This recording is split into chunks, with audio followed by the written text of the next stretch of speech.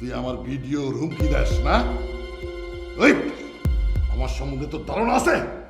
তুই তো চুনা পুটি, কত রুই কাতলামি হজম করে হারাইলাম, আর তুই আর লাগে পিকআপ লইয়েন না, কলার সারি কথা বলেন বুঝছেন নি? আর নে যে বিরোধী দলের ৭৭ টিয়া লই এত দ্বারা যে পথ বেশি এলাইছেন, এই ভিডিও কিন্তু আমার দ্বারা আছে বুঝছেন নি?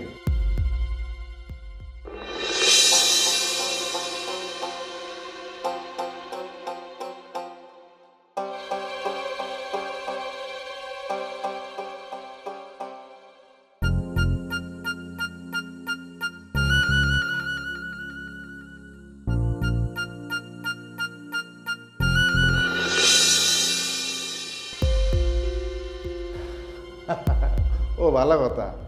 এখন যদি এই ভিডিওটা আই ইউটিউবে ছাড়ি দিই অথবা আন্ডার হাইকমান্ডের কাছে দিয়ে দিই, হেলে নেতা আর নেতা না হয়ে যাইতেন না। তুমি আসলে কি চাও?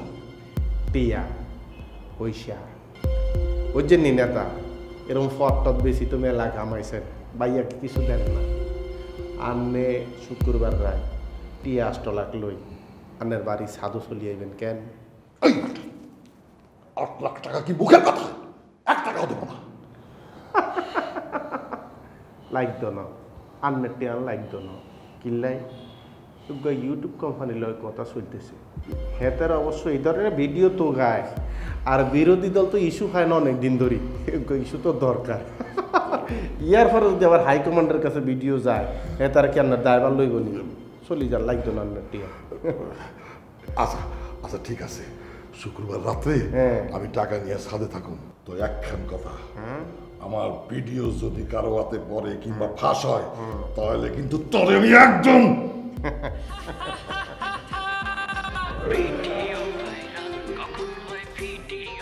আর নাম জামাল, জামাত দিলে মা।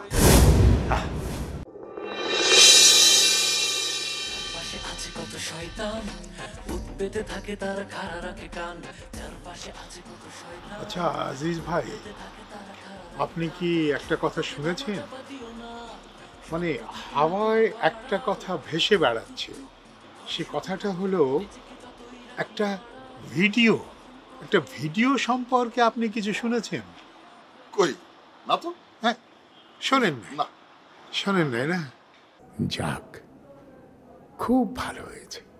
নেতা তাহলে ভিডিওর ব্যাপারটা কিছুই জানে না।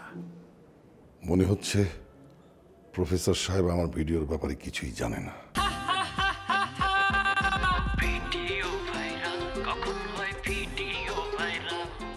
আপনি কিছু শুনেছেন?